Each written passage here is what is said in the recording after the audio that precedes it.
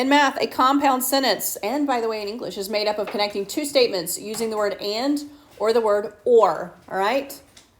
They're called conjunctions and disjunctions in math because we specify which one you're using. But you use compound sentences, in your writing as well. Compound sentences connected with the word or are called disjunctions, and actually that's what we're going to be doing next. So we are going to start with ones that are connected with the word and. So the first definition here is a conjunction. This is a compound sentence consisting of mathematical statements connected by the word and. Connected by the word and. Some things to point out about this. We talked a little bit about intersections at the beginning of the school year, and we had some notation, and I believe the notation that we looked at the beginning of the year was this notation here. Looks like an upside down U. This symbol right here, what looks like an upside down V, is used for the word and. It's just similar to the intersections union as well. And so what it really means is, where do these two things cross over each other? Where do they intersect? Okay, so and is similar to intersection. You are looking for the solution that works for both of these. If it does not work for both of these, it is not a solution. Think about the term intersection for a road, right? When we talk about Ashley Phosphate and Dorchester Road, which was a parking lot apparently today, right? That intersection is where the two cross over, all right?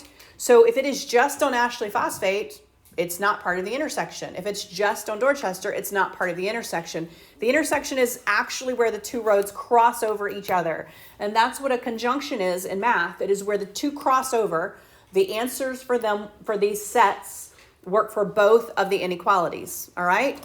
And so if for some reason they don't cross over, then you don't have an intersection and you don't have an answer. But if the two cross over, then those are answers for both. So that's what we're looking for with a conjunction. What works for both of these? And we'll see it visually when we graph it. We'll actually graph one, graph the other, and the answer will be where they cross for a conjunction. They can actually write the word and. So they can write an inequality, the word and then a second inequality. And so sometimes they will actually just say the word and. Sometimes they will use the notation, this upside down V right here, upside down V. And sometimes they'll put it together like this, where they just have a variable in the center and they have two inequalities on either side. All of those mean conjunction, where we're crossing over, where the answers cross over. So let's look at these first couple of examples here, just the graphing of them. Graph the solution of x is greater than -1 and x is less than or equal to 4. And so what we're going to do is we're going to say, well, let's look at the first one. We will look at x is greater than -1. Well, we would graph that with an open circle at -1. And when we go to the right or the left if x is greater than -1? Bigger or smaller? Yeah, we're going to go to the right. And then x is less than or equal to +4. So we have this one right here. And so less than or equal to is going to be a closed circle, right? And we are going to go left or right. X is smaller, so we're going to go left. And so my answer for this conjunction is going to be only the place where they cross over. So where I would actually graph this is I would say, well, right here, this should be an open circle because it doesn't include 1. 4, well, that's going to be a closed circle and everything in between. So what's on the number line is actually my answer. The top part's just visually helping me see what's going on. What's on my number line is the answer. So the conjunction between x is greater than -1 and x is less than or equal to 4 is going to be an open circle at -1, closed circle at +4, and everything in between graphed. All right? That's how you graph these. Look at the next example right there on the same page. They are asking basically the same type of question. They are just using notation to do it. So instead of using the word and, they use the notation for and, which is the upside down V. They want x is greater than or equal to 5 and x is less than 0. So we're going to say, well, x is greater than or equal to +5. That would be right here, closed circle, and everything bigger. Less than 0, well, that's going to be an open circle in that direction. Where do they cross over? Where do they cross over?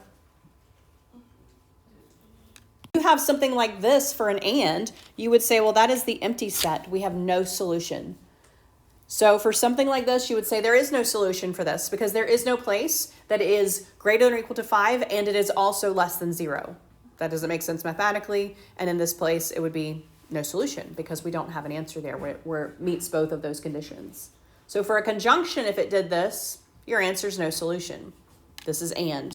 When we do solving, which we're about to do, I am going to be looking for a written answer as well as a graphed answer. So I'll be looking for both of those. So for this one, it says solve and graph the solution set of 2x plus 5 is less than or equal to 11 and negative 3x is greater than 18. When it is written like this, you literally just solve the two separately, you graph them separately, and then your graph needs to show me where they cross over.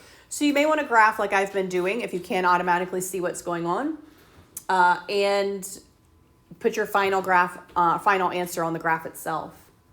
So when it's written like this, just do them separately. We have 2x plus 5 is less than or equal to 11.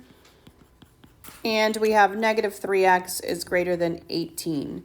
So we'll solve the left one first. This has plus 5, so we're going to subtract 5 from both sides. Cancels out on the left. We have 2x is less than or equal to 6. And then we're going to solve by dividing by 2. We have x is less than or equal to 3. For the one on the right, we just need to divide by negative 3. We did divide by a negative. So we have x, we do need to flip this, is less than. And then 18 divided by negative 3 is negative 6. All right. Now this one's a little bit different. So if I were to graph this one, x is less than or equal to positive 3. Well, I would be here at the positive 3, and I would go this direction. All right? And then if I were to graph this one, x is less than negative 6. It's going to be an open circle here, and everything that way. So where do these two cross over? Well, they don't cross over here, right? They actually start crossing over here, not including this guy because this is not crossed over because we don't include it in that second one. So everything less than negative 6 is actually going to be my answer. That's where they start crossing over, is at the negative 6. And so my answer for this one is going to be negative 6 and less than. And so my answer written out is that x is less than negative 6 because that's where they cross over. That is my final answer for something like this. They don't cross over here. The green part there is not over there, so we have to start where they cross over. So when you have something like this, you can basically solve it two ways. We're going to solve this one way, and the next one we're going to solve a different way.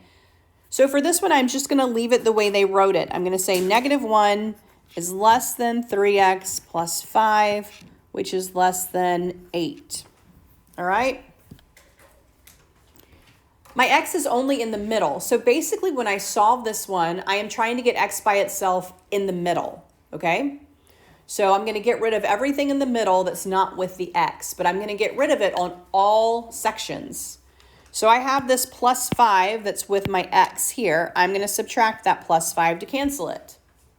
But I also need to subtract it from the left and from the right. So I need to subtract it all three places when it looks like this. I'm trying to get the x by itself in the middle. All right, so I'm subtracting my 5 in the middle to get rid of it, but that means I need to subtract it on the left and the right. So on the left-hand side, I have negative 1 minus 5. That's negative 6. I still have this less than sign. Here, I'm left with just the 3x. I still have this less than sign. And then I have 8 minus 5, which is 3. Now what do you think I need to get rid of if I'm trying to get the x by itself? The 3. So what do I need to do? What's going on between the 3 and the x? Multiplication. So I'm going to divide. And I divide all 3 groups by that 3.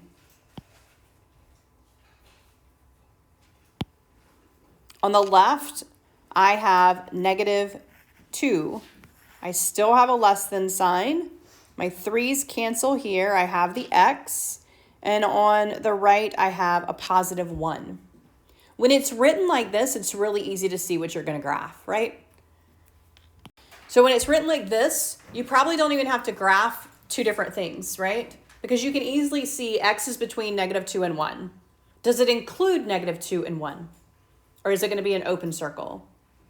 Yeah, we're going to be an open circle. So when it looks like this, it's really easy to graph. -2, that's an open circle because that's just a less than. And then +1, also an open circle because that's just a less than from the x. And then we're going to graph everything in between. So when it's written like this, it's really easy to see what's going on as far as your graphing goes. The way we did it right here is to make sure all your x's are in the middle and completely by itself. So you should have x completely by itself in the middle. And then you actually have your graph done.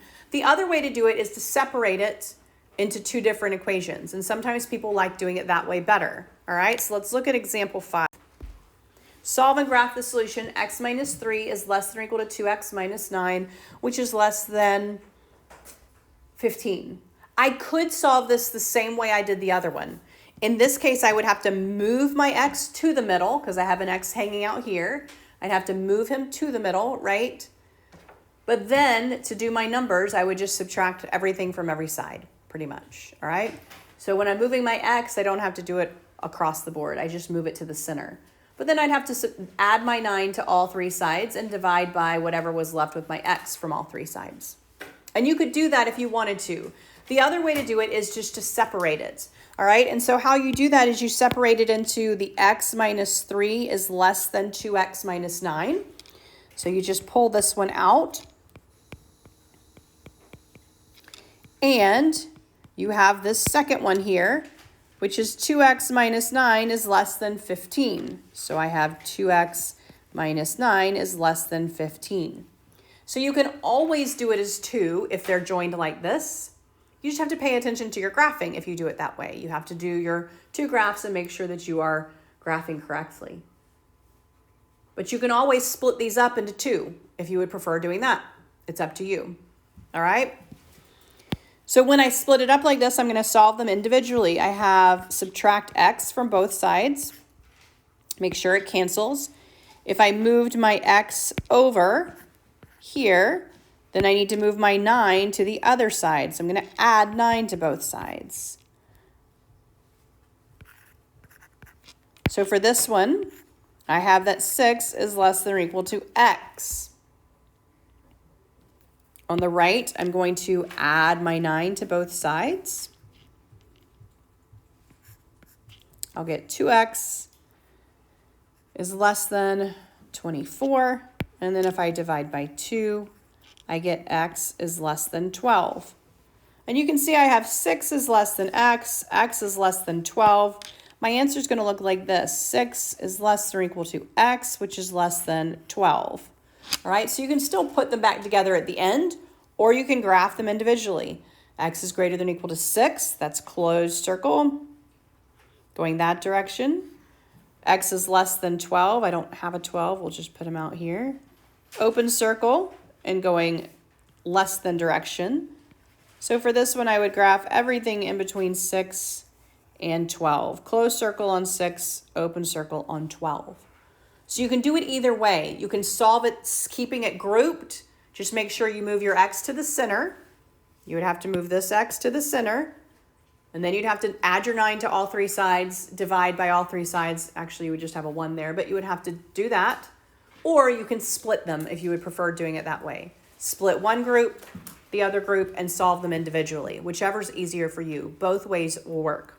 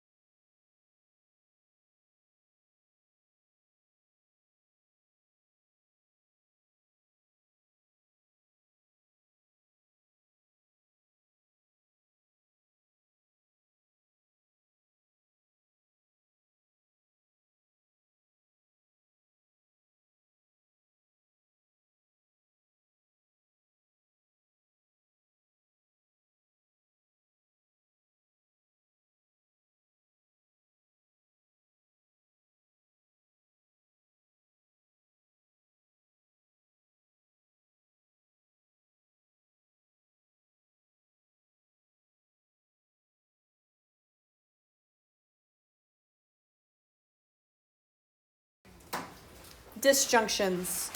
A disjunction is a compound sentence consisting of mathematical statements connected by the word or. So and is a conjunction, or is a disjunction. Disjunction.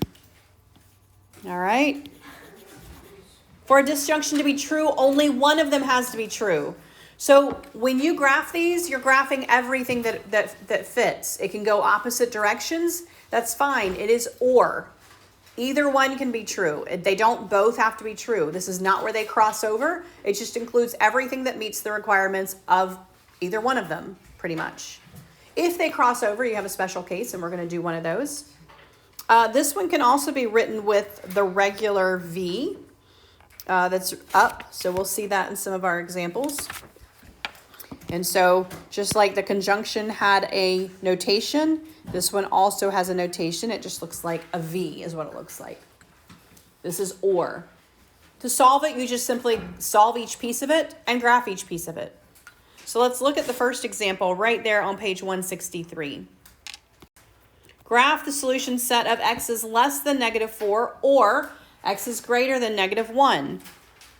So we're going to graph x is less than -4, open circle, and everything to the left. X is greater than -1, open circle, and everything to the right. This entire graph would be your answer. This is the solution of that disjunction. They do not have to cross over for a disjunction. It is or. And so it can be less than -4 or it can be greater than -1. The and means it's where it's both, but this is either or. It doesn't matter. And so your entire graph is that answer. You do have some special cases with these, just like we had with the other ones. So look at examples 2 through 4 on the next page. Solve and graph the solution. You'll notice they use the notation here, the or symbol, okay? And so when we do this particular one, we have x is less than 4. That is an open circle at 4 and everything smaller. We also have